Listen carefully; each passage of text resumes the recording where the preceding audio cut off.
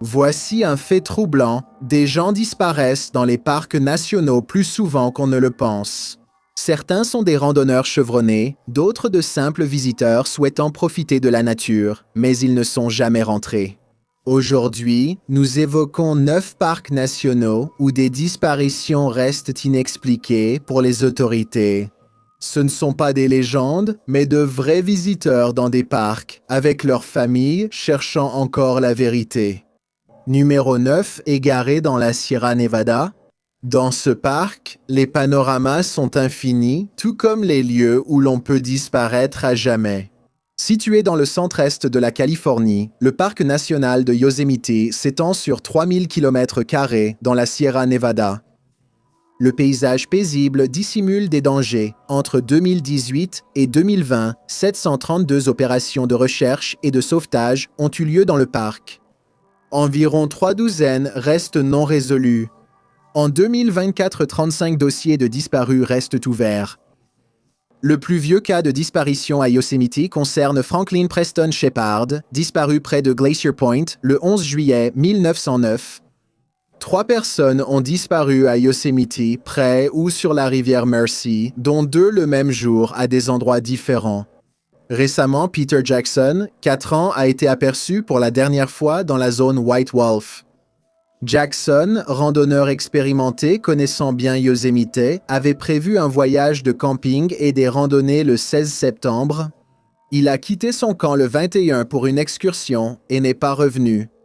Le personnel du camping a surveillé la tente, mais Jackson n'est jamais revenu. Il a été déclaré disparu 5 jours plus tard, selon son fils. Il a échangé un dernier message avec son père le 17 au sujet de la randonnée prévue par Jackson ce jour-là. Les autorités ont fouillé la région pendant des semaines sans le retrouver avant l'arrêt des recherches en octobre. À ce moment-là, le temps s'était considérablement dégradé, rendant les recherches de plus en plus difficiles et dangereuses. Jackson est toujours porté disparu au 25. La disparition non résolue la plus récente à Yosemite a été signalée en juillet 20. Sandra Lynn Johnson Hughes avait récemment quitté Hawaï pour la Californie après la pandémie de COVID-19 et prévoyait un voyage en camping. Afin d'échapper brièvement au stress de l'époque, Sandra avait une grande expérience de la vie en plein air et était préparée pour le voyage à venir. Elle a parlé pour la dernière fois avec sa famille le 6 juin, où elle leur a fait part de ses projets de se rendre à Yosemite pour quelques jours. Quelques jours plus tard, en juillet, les responsables du parc ont découvert son campement abandonné. Rien ne semblait anormal. Le camp était organisé, sans aucun signe de lutte, ni autre indice de jeu déloyal. Cependant, Sandra n'était tout simplement pas là. Les enquêteurs ont aussi retrouvé sa voiture accidentée près du campement, sans aucune trace d'elle. Les opérations de recherche et de sauvetage ont été interrompues en septembre après que l'incendie de Creek a ravagé la zone et une recherche complète a été annulée peu de temps après leur reprise. Depuis la disparition de Sandra, des randonneurs ont déclaré aux responsables du parc avoir vu une femme sur les sentiers. Couverte de bleu, elle a refusé l'aide proposée et s'est éloignée. La description des témoins correspondait à Sandra, mais les bons samaritains ignoraient qu'elle était portée disparue. L'affaire de Sandra soulève de nombreuses questions. Que lui est-il arrivé? Pourquoi a-t-elle refusé l'aide? Et qu'a causé l'accident? Encore plus troublant, une famille campant près de Sandra, après sa disparition, a signalé que leur fils parlait à une personne invisible dehors. Quand ils lui ont demandé à qui il parlait, il a dit une femme, mais personne n'était là. On pense que le garçon a pu croiser le fantôme de Sandra, toujours introuvable. Les motivations restent difficiles à comprendre. Décrite comme survivaliste dans les médias, il est donc possible que Sandra ait disparu intentionnellement. Le stress de s'installer ailleurs, dans un monde changé, loin de notre confort habituel. Peut-être qu'elle a décidé que vivre entourée de ces tensions et du grand nombre de personnes n'en valait pas la peine et qu'elle a plutôt tenté de vivre seule dans la nature. Cela expliquerait son attitude avec les randonneurs et l'intégrité de son campement, mais sans Sandra, les circonstances exactes resteront inconnues. Numéro 8. Perdu dans la vallée. Les gens ne se perdent généralement pas dans la vallée de la mort. Il manque de temps. Le parc national de la vallée de la mort, vaste désert de 1,6 million d'hectares, se trouve entre Fresno, Californie, et Las Vegas, Nevada. La vallée de la mort porte bien son nom. C'est un vaste désert rocheux aux conditions parmi les plus rudes de la planète. La vie dans la vallée de la mort est très difficile, mais elle attire tout de même plus d'1 million de visiteurs chaque année.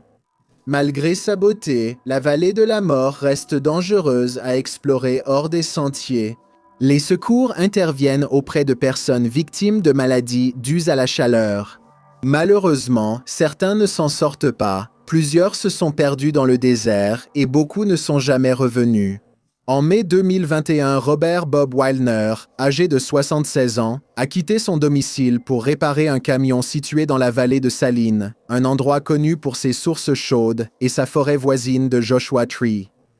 Wildner avait dit à sa famille qu'il reviendrait dans la journée, mais en mai, elle était toujours sans nouvelles. Un signalement de disparition a été déposé et une enquête lancée. Les gardes forestiers ont retrouvé le véhicule de Wildner et le camion qu'il devait réparer près du camping de Warm Springs, mais lui restait introuvable. Ses clés et son téléphone ont été retrouvés dans son véhicule. L'hôte du camping a dit aux autorités n'avoir pas vu Wildner. Une vaste opération de recherche terrestre et aérienne a commencé le lendemain, mais a dû être interrompue après quelques jours en raison de la montée des températures. 2 années se sont écoulées sans aucun signe, jusqu'à ce qu'un couple de randonneurs fasse une découverte surprenante. En mars 2023, Doug Carey et Stuart Jeffries se sont rendus où le camion de Wildner avait été retrouvé, suivant une théorie qu'ils avaient élaborée. Les 2 hommes se sont dirigés vers les toilettes d'un campement voisin et, de là, ont marché dans la direction qu'ils pensaient que Wildner avait prise. Leur théorie était que Wildner avait utilisé les toilettes. En sortant, il a pris la mauvaise direction. Après avoir marché sur des rochers et de la terre, Jeffries a trouvé une sandale seule. Ils l'ont apportée aux autorités et un membre de la famille l'a identifiée comme étant identique à celle appartenant à Wildner, jusqu'à la réparation de fortune qu'il aurait faite dessus. Selon Carey et Jeffries, Wildner aurait glissé sur un rocher, chuté violemment et s'était blessé. Dans un autre billet, Carey a précisé qu'il pensait que Wildner avait disparu dans le désert. Près de l'endroit où ils ont trouvé la sandale, ils ont découvert une grotte partiellement effondrée par de fortes pluies. Carey et Jeffries pensent que Wildner a peut-être cherché refuge là. Lors de l'enregistrement, il est toujours porté disparu. Sans exploration approfondie de la grotte, cette théorie restera peut-être invérifiable. D'autres disparitions dans la vallée de la mort sont restées non résolues pendant des décennies avant la découverte d'indices.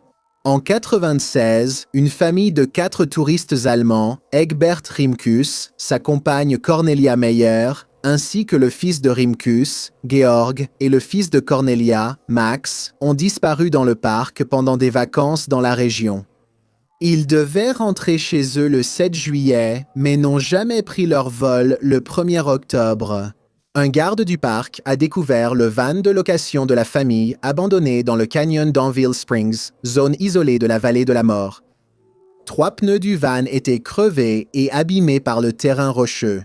Une fouille des environs n'a révélé aucun signe de la famille et les recherches ont été abandonnées après 1 semaine. L'histoire resta close 13 ans, jusqu'à une découverte surprenante par 2 secouristes hors service. Les Walker et Tom Mahood se sont rendus dans la zone où la camionnette avait été retrouvée pour tenter de trouver quelque chose à environ 7 km au sud. 2 corps adultes ont été retrouvés. L'acide désoxyribonucléique a confirmé que l'homme était Rimkus. Le passeport de Cornelia a été retrouvé à proximité. À ce jour, les enfants n'ont pas été retrouvés et l'affaire reste non résolue. Le numéro 7 a disparu dans la grande fumée. Ici, il est facile d'être entouré de gens et de disparaître complètement. À la frontière du Tennessee et de la Caroline du Nord, le parc national des Great Smoky Mountains couvre 122 000 acres de nature sauvage.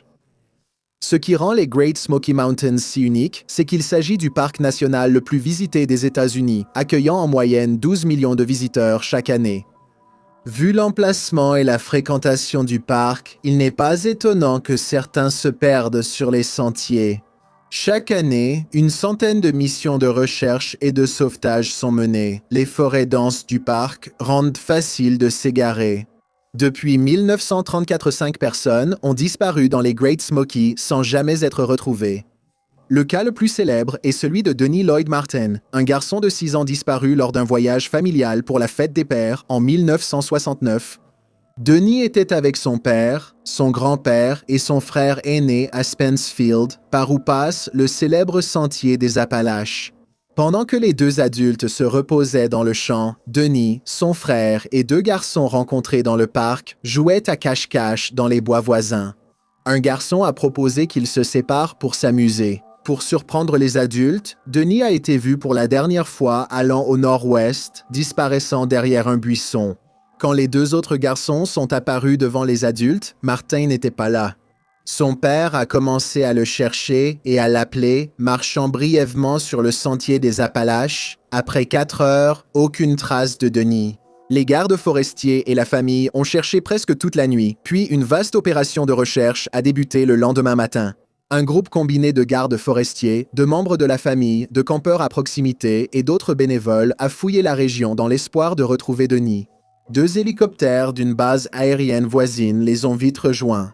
La pluie tombée plus tôt a empêché les chiens de retrouver la trace de Denis, la piste s'étant refroidie. Plus de 2000 personnes ont cherché Denis pendant 2 semaines, mais il n'a jamais été retrouvé. Aucune trace de Denis, ni preuve d'enlèvement n'ont jamais été retrouvées. Les recherches ont duré jusqu'en septembre, devenant la plus grande opération de recherche et de sauvetage de l'histoire du parc. Denis reste porté disparu à ce jour, plus de 50 ans plus tard. La disparition de Denis illustre un schéma fréquent. Une personne part seule et disparaît sans laisser de traces. L'idée de s'égarer ou de quitter le sentier pour explorer plus loin, au risque de ne jamais revenir, est effrayante.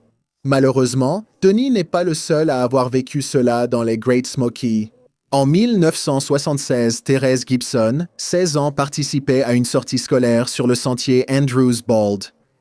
Elle et d'autres élèves ont fait demi-tour vers le parking, découvrant à l'arrivée que Gibson n'était pas là. Vue pour la dernière fois à un demi-mile du parking, on espérait la retrouver vite. Hélas, ce ne fut pas le cas et Gibson reste disparue. Les circonstances de sa disparition restent inconnues et sa disparition au sein d'un groupe demeure un mystère. Plusieurs pistes, dont la découverte de restes humains à proximité, se sont révélées sans lien avec l'affaire. Dans le parc 81, les gardes ont reçu un nouveau signalement sur la disparition d'une femme sur le sentier Deep Creek. Polly Melton randonnait avec des amis et a franchi une colline devant eux. Quand ils ont atteint le sommet, elle avait disparu. Après quelques heures de recherche, ils ont recontacté les gardes forestiers. Aucune trace d'elle n'a été retrouvée. En 2012, Derek James G. Liu King, 24 ans, ne s'est pas présenté au travail, inquiétant ses collègues. Ils ont contacté le domicile de Liu King, dont le colocataire a indiqué qu'il n'était pas présent et qu'il ne l'avait pas vu depuis un moment. La famille de Liu King a trouvé sur son ordinateur des recherches sur Great Smoky et une réservation d'hôtel près du parc. Les enquêteurs ont récupéré des images de Liu King à l'hôtel et trouvé une bouteille d'alcool ouverte dans sa chambre. Les images de vidéosurveillance montrent qu'il quitte l'hôtel avec un sac à dos de randonnée. C'est la dernière fois qu'il a été vu. La famille de Liu King s'est rendue à Newfound Gap, dans les Great Smoky Mountains, et a été ravie de trouver sa voiture sur le parking. À l'intérieur, il y avait divers équipements de randonnée et camping récents, outils de survie, haches, lampes compas, etc. Liu King restait introuvable. Plus grave, une note dans la voiture disait « N'essayez pas de me suivre ». Sa famille s'est inquiétée et la police avec les gardes du parc ont lancé une opération de recherche et de sauvetage. Malgré l'exploration d'une large zone et l'interrogatoire de centaines de témoins, aucune trace de Liu King n'a été trouvée et personne ne se souvenait l'avoir vu. De nombreuses questions demeurent sur sa disparition. Pourquoi acheter tout cet équipement pour le laisser dans la voiture? Pourquoi ce départ soudain et non annoncé? Et le mot « laisser ». Sa famille alarmée, les équipes de recherche ont aussitôt commencé les recherches. Aucune explication claire n'a jamais été confirmée. Cependant, sa famille et ses amis ont déclaré qu'ils n'avaient constaté aucun signe indiquant que Liu King subissait un stress excessif ou montrait des signes de dépression. Des restes humains ont été découverts près de la voiture de Liu King, mais ils ne lui appartenaient pas. D'abord, les enquêteurs pensaient avoir retrouvé Liu King. Un examen approfondi a révélé que l'identité des restes était en réalité Giovanni Coccini, un autre randonneur qui avait disparu quelques jours après Liu King. 6. Un mensonge qui a peut-être coûté une vie. Dans ce parc, des gens ont disparu dans des lieux pourtant faciles à fouiller, comme s'ils s'étaient volatilisés. Le parc national de Grand Teton couvre 110 000 acres dans l'ouest du Wyoming. Malheureusement, le Grand Teton a aussi servi de dépotoir pour des activités criminelles. Plusieurs signalements de personnes disparues ont été liés au Grand Teton. La plupart de ces affaires sont résolues, mais celle de Cayenne Malachlin déroute toujours les enquêteurs. Malachlin, 27 ans moniteur de snowboard irlandais, est parti pour le Grand Teton un matin de juin. En 2021, des amis ont dit aux enquêteurs qu'ils leur avaient envoyé un message avant de partir, enthousiastes d'explorer un sentier de Garnet Canyon au lac Amphitheater. Il n'est ensuite pas venu au travail. 2 jours plus tard, après une absence de contact, ses employeurs ont signalé sa disparition. Les enquêteurs ont vu Malachlin entrer dans le parc sur des vidéos, sans le voir en sortir. Sa voiture était garée au début du sentier de Lupin Meadows. Une vérification de l'activité de son téléphone a révélé un signal provenant d'une antenne relais à proximité, le même jour de sa disparition, mais rien de plus. Malgré des recherches approfondies, l'homme reste introuvable, mais la police croit avoir une piste. Heather, une voisine, a déclaré à la police avoir vu Malachlin le jour de sa disparition. En descendant un sentier vers Taggart, Heather a dit qu'ils avaient échangé quelques mots avant de se séparer. Elle précise: il faisait de la plongée depuis les falaises. Sur la base de ces informations, les autorités du parc ont lancé une nouvelle recherche autour des lacs Taggart et Bradley, mais malheureusement, elles n'ont trouvé aucune trace de la présence de Malachlin. Les enquêteurs ont approfondi l'histoire de Heather et ont finalement découvert la vérité. Heather n'avait jamais vu ni parlé à Malachlin. Elle a ensuite avoué avoir inventé l'histoire pour poursuivre les recherches, mais les dégâts restent indéniables. Plus de 500 heures de recherche perdues à cause de cette fausse piste, un temps précieux pour retrouver Malachlin sain et sauf. Heather a reçu une amende et une interdiction de parc de 5 ans. Le terrain a compliqué les recherches des autorités. Le début du sentier passe par des montées raides avec des rochers déchiquetés, mais la maire de Malachlin a décrit le sentier lui-même comme, je cite, « pas du tout difficile ».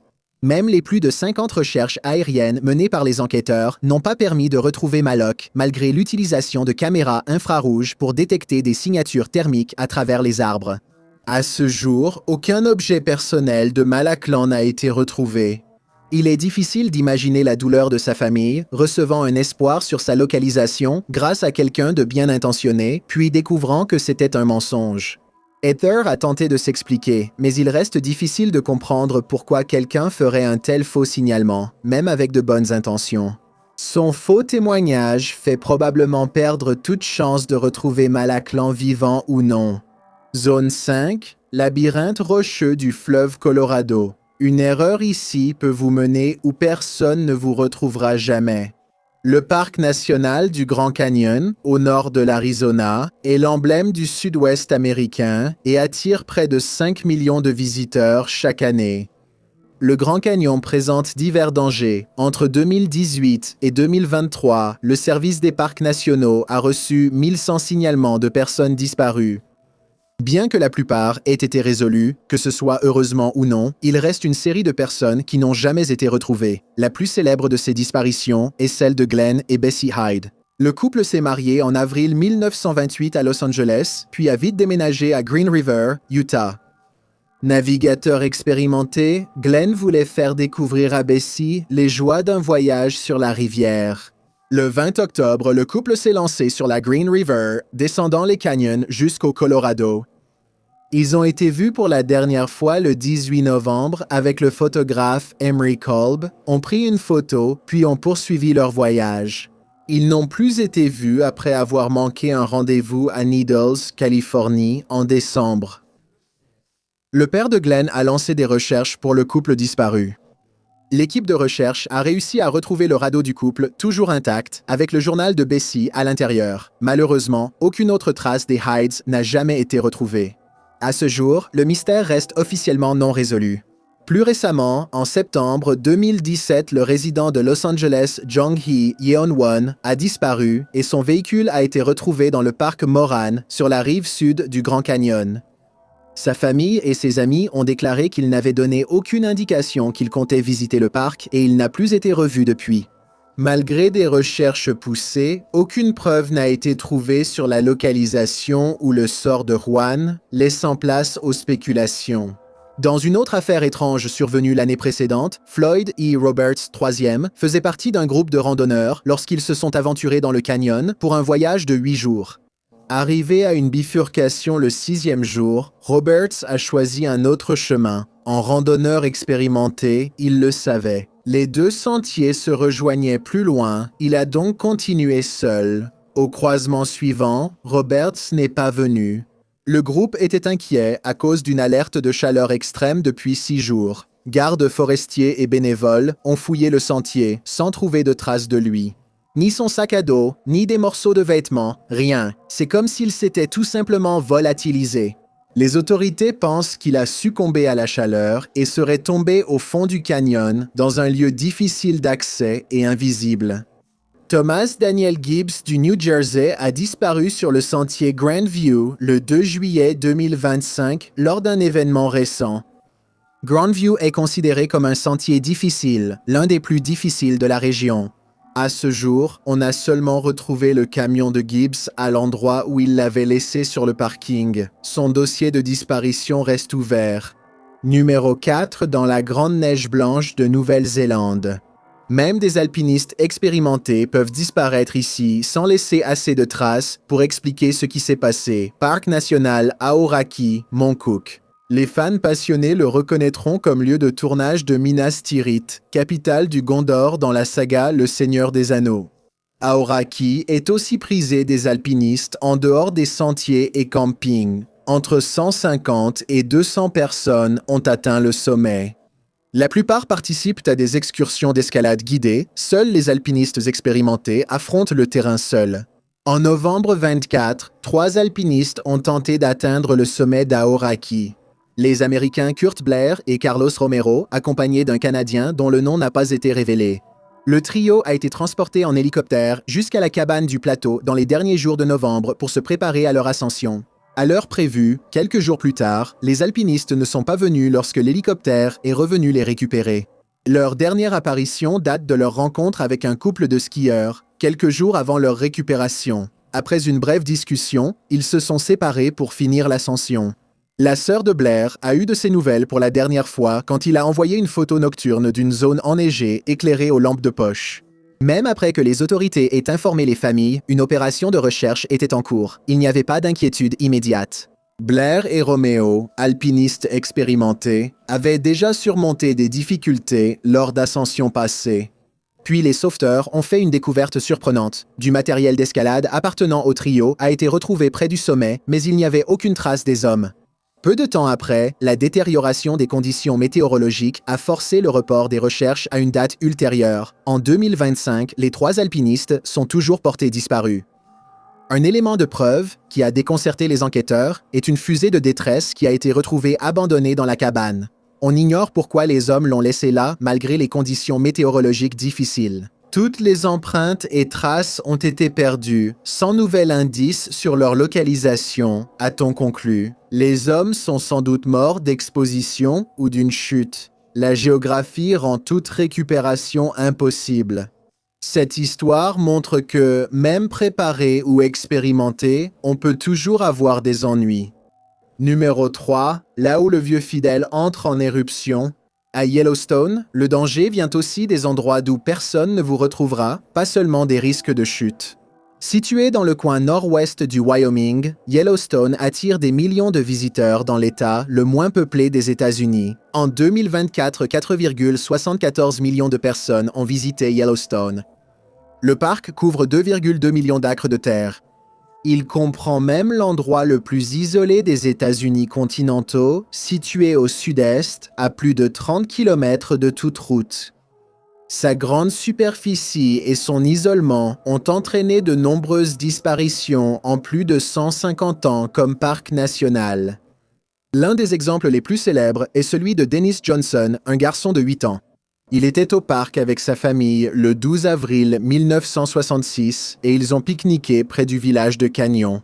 La sœur cadette de Dennis s'est éloignée, alors Dennis et son père sont partis la chercher. Le père a retrouvé la fillette, mais Dennis restait introuvable. Cela a entraîné 2 semaines de recherche de l'enfant sur 100 miles carrés. L'équipe de recherche a utilisé des chiens, des hélicoptères avec haut-parleurs et des connaisseurs du terrain pour tenter de retrouver Dennis. Malgré de nombreuses recherches, Denis reste introuvable et toujours porté disparu. 5 personnes ont disparu entre 1966 et 2021.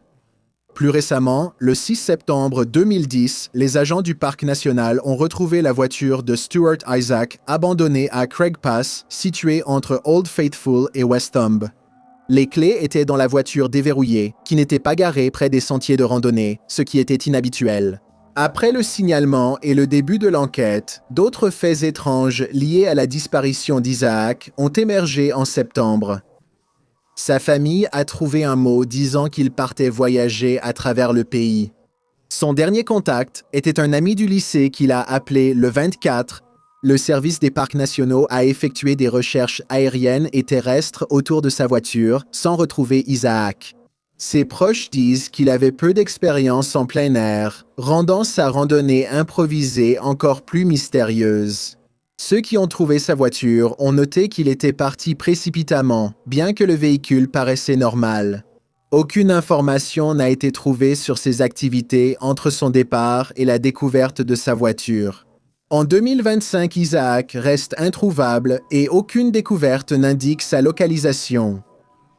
Même ses motivations pour ce voyage soudain restent un mystère. La disparition la plus récente à Yellowstone est celle d'Austin King, un homme de 22 ans originaire du Minnesota. King connaissait bien Yellowstone car il y travaillait dans un stand de restauration. Le 14 septembre 2024, King a entrepris seul l'ascension d'Eagle Peak.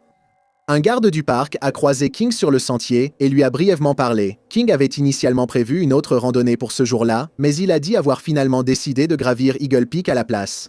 Après la séparation, King a poursuivi sur le sentier escarpé. L'excursion dure plusieurs jours aller-retour, donc son absence prolongée n'a inquiété personne. Au début, King restait en contact avec ses proches lors de sa randonnée, décrivant le brouillard, la pluie et le grésil en montant. Mais le 20 septembre, il ne s'est pas présenté au bateau qui devait ramener les employés à leur logement. Les recherches ont débuté le lendemain matin et duré plusieurs jours avant qu'une équipe ne trouve un camp abandonné près de Howell Creek, mais King restait introuvable. Rapidement, les recherches se sont étendues pour inclure des drones et des hélicoptères, mais il n'y avait toujours aucune trace de l'homme disparu. Le mauvais temps et l'hiver ont mis fin aux recherches. Seule une autre preuve de la présence de King a été trouvée au sommet d'Eagle Peak. Une note manuscrite signée King, datée du 17 septembre, décrivait le froid de ce jour-là. Sur la montagne, grésil, grêle et épais brouillard enveloppaient les sommets. Malgré la rudesse, King a qualifié l'expérience d'inoubliable et a conclu « La vie est belle, sortez et vivez-la » avec un dessin de visage souriant près de son nom. Près d'un an s'est écoulé avant que le père de King et un groupe de bénévoles ne reprennent les recherches en août 25. Ils n'ont malheureusement retrouvé ni King ni d'indices sur sa localisation. Le sort de King Isaac et Stewart restera sans doute à jamais inconnu. Numéro 2, là où les Alpes rencontrent l'hémisphère sud. Des personnes ont disparu dans ce parc où l'aide aurait dû être proche, mais il n'y avait rien qu'ils pouvaient faire. On connaît la blague, tout en Australie veut vous tuer. Internet regorge d'images de grosses araignées, serpents et autres créatures australiennes trouvées par touristes et locaux. Le parc national alpin couvre 1400 km². Il est devenu une destination de choix pour ceux qui recherchent une expérience similaire à celle des Alpes suisses dans l'hémisphère sud. C'est aussi une destination de camping familial bien connue. Bien qu'Alpine soit paisible, elle recèle des légendes et mystères. Visiteurs et habitants évoquent l'homme au bouton. Bien que le nom ressemble à quelque chose sorti d'une vieille comptine, l'homme au bouton est une personne réelle. Il vit seul dans la nature sauvage de l'Alpine, où les Australiens l'appellent « homme des bois ». Il est devenu autosuffisant grâce aux techniques de chasse et de cueillette des autochtones australiens. D'ordinaire isolé dans le parc, le mystérieux homme au bouton a été aperçu par des campeurs. Plusieurs ont vu un homme âgé approcher leur camp après le coucher du soleil. Ils demandent pourquoi ils sont là, mais ne répondent jamais aux questions sur lui. La plupart du temps, l'homme au bouton part en silence. Rarement, des mots durs sont échangés. Lors d'un incident, un photographe campait près de la maison de l'homme au bouton et photographiait la nature. Lorsqu'il est rentré chez lui et a téléchargé les photos, il a découvert que plusieurs d'entre elles montraient le photographe en train de dormir. Il était seul lors de son voyage et on ne sait pas qui a pris les photos. On a longtemps cru que c'était l'homme au bouton, sans certitude. Peu importe ses raisons, l'homme au bouton veut juste vivre isolé, loin des villes et des gens. Le Parc national des Alpes a aussi eu des disparitions. En juillet 2019, une BMW abandonnée a été trouvée sur la route du Mont Buller. À l'intérieur se trouvaient une veste, un téléphone et les clés de voiture. La police a vite identifié la voiture comme celle de Conrad Whitlock, 32 ans, résident de Victoria. Sa femme a dit l'avoir vue pour la dernière fois vers 23h30, juste avant qu'il ne la rejoigne au lit. À son réveil à 5h30 le lendemain, il était déjà parti. Son travail a confirmé son absence ce jour-là. La dernière observation officielle de Whitlock a été faite par des automobilistes qui circulaient sur la même route et ils l'ont croisé vers 6h du matin. L'équipe de secours a fouillé la zone 6 jours sans retrouver Whitlock. En juillet, l'hiver dans l'hémisphère sud fait descendre les températures nocturnes sous zéro. Avant sa disparition, Whitlock participait à un entraînement sur un circuit voisin lorsqu'il a percuté une barrière. Un collègue a vu une ecchymose sur la tête de Whitlock et sa femme a indiqué qu'il s'était plaint de maux de tête. À ce jour, nul n'a vu ou entendu parler de Whitlock, dont la disparition reste inexpliquée. Ce n'est que quelques mois plus tard qu'une autre personne s'est retrouvée perdue dans la nature sauvage d'Alpine. Le 4 octobre 2019, le randonneur Niles Baker s'est aventuré dans le parc alpine. Pour ses 9 ans, il a fait une randonnée en solo de 7 jours dans la région. 2 jours après son départ, il a envoyé sa position, la cabane McAllister, à ses proches. On n'a plus jamais eu de nouvelles de lui. Les parents de Baker ont alerté la police, lançant des recherches. La police a interrogé l'homme bouton, qui aurait vu quelqu'un ressemblant à Baker. Le campement de l'homme bouton se trouve près d'une intersection de sentiers très fréquentée où il a aperçu Baker. Il a guidé la police vers le sentier et l'équipe a suivi les traces trouvées, mais celles-ci ont vite disparu sans laisser de signe de Baker. Un total de 2600 miles carrés ont été fouillés avant que les équipes ne soient rappelées en raison de la détérioration des conditions météorologiques en novembre. La recherche a été un échec conclu, car les experts ont déterminé que la météo rendait les chances de survie de Baker minimes. 6 ans après, Baker reste introuvable et aucun de ses effets personnels n'a été retrouvé. Numéro 1 au carrefour des Appalaches. Cet endroit n'est pas isolé. Pourtant, des gens y ont disparu sans laisser de traces. La gorge de la New River est un peu une anomalie dans cette liste. Hormis les rapides et falaises, les sentiers du parc ne sont pas considérés comme dangereux et le parc reste sûr pour les visiteurs.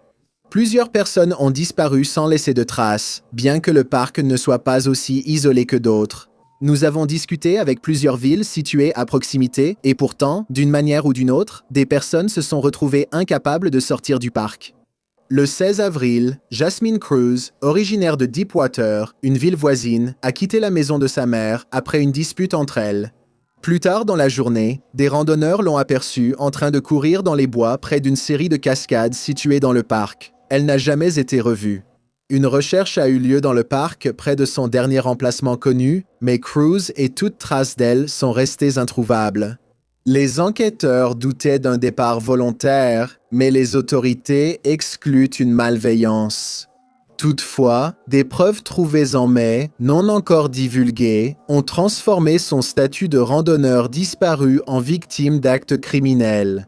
Malheureusement, Cruz est toujours portée disparue, malgré des recherches approfondies dans la New River Gorge et d'autres endroits suspects. On pense qu'elle a été 2 ans plus tard, John Melvin Scarborough a disparu sur Bachman Road, à environ 8 km du parc, une semaine après le début des recherches.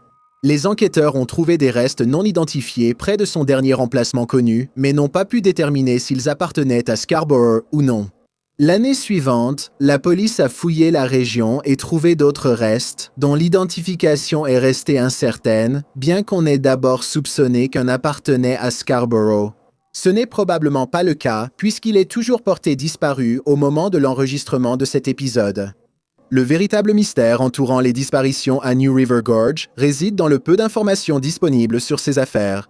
Malgré des recherches approfondies dans le parc, aucune nouvelle information concernant la localisation de Cruz et Scarborough n'a été découverte. Pas un seul vêtement, aucune pièce d'identité.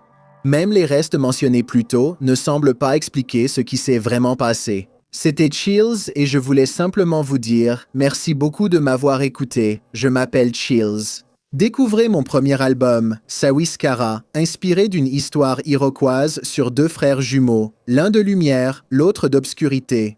L'album se concentre sur ma connexion à Sawiskara, le frère lié à l'obscurité, qui pour moi représente les aspects difficiles de la vie qui favorisent la croissance et la force. Les chansons abordent la croissance personnelle, l'introspection et les défis de la vie. L'album est disponible sur toutes les plateformes de streaming via le lien en description. Merci de me suivre sur Instagram à Dilani Chilinit, sur YouTube X avec des tirets bas au lieu des espaces, _chills, et sur TikTok, chills. Ce podcast a été réalisé en collaboration avec Jonah, Elisabeth et Karina. À la prochaine, au revoir.